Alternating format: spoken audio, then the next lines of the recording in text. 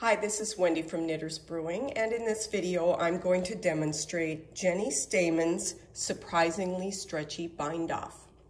This is a great bind off to use when you don't want your resulting edge to be tight. So it's a great bind off to use with ribbing in places that need some stretch, like at the bottom of a cuff on a sweater or the bottom of a sweater around, your hip area, or it's also really great around the cuff at the top of a sock where you don't want it to be so tight on your leg. So I've made this section of 2x2 ribbing that I'm going to demonstrate the technique on today. And so let's just check this prior to doing the bind off, because I'm going to give you some comparisons. So what I've got in this section is about a 4-inch section of ribbing, and without being bound off, it can pretty easily stretch to be about 8 inches. So that's our starting point for this demonstration. For comparison purposes, I first bound off this section of 2x2 ribbing using just the standard bind off. So let's see how stretchy that is. Okay, I can, if I really give it a good tug, it's about 6 inches long using the standard bind off. This technique involves working yarn overs between each of the stitches that you're going to bind off. That extra yarn in those yarn overs gives the project a little more stretchability. So, to get started, I just work the first stitch as I regularly would. Now, how you do your yarn over depends on what kind of stitch you're working. This next stitch is a knit stitch. So we're going to do the yarn over in the opposite direction that you normally do. So we're going to come over the front and take the yarn to the back. Then you knit the stitch. Then you take both the yarn over and the previous stitch and pull them over and take them off the needle like that.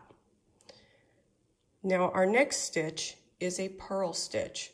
So this time we're going to do the yarn over in the normal way you would do a yarn over. We're going to come underneath the right hand needle and over to the back.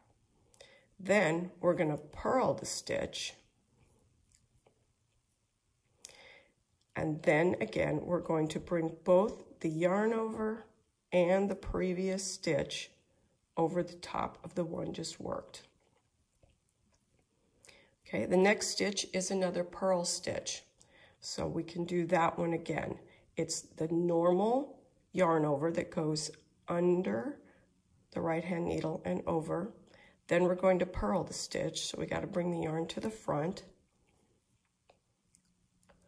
purl the stitch, get this out of the way, and then we'll take both the yarn over and the stitch over that last stitch that was worked. And you can do that in 2 steps if you have trouble grabbing those at the same time. Okay, our next stitch is a knit stitch. So this is where we do a yarn over in the opposite direction that we generally do. Then knit the stitch